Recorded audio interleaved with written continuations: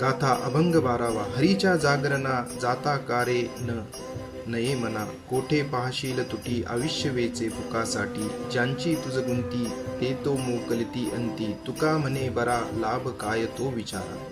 जगद्गुरु तुकाराम महाराज म्हणतात, हे मानवा, प्रेमस्वरूप हरिनामाच्या जागरणाला भजनाला जाण्याचे तुझ्या मनात का येत नाही? तुझे आयुष्य प्रपंच करण्यात व्यर्थ जात आहे. हे नुकसान कोठे भरून काढशील? तुझे मन ज्याच्यात गुंतून राहिले आहे ते स्त्री पुत्र अंतकाळी तुला सोडून देतील. जगद्गुरु तुकाराम महाराज म्हणतात, याकरता ईश्वर प्राप्तीचा जो श्रेष्ठ लाभ आहे त्याचा विचार कर. विठ्ठल विठ्ठल विठ्ठल विठ्ठल.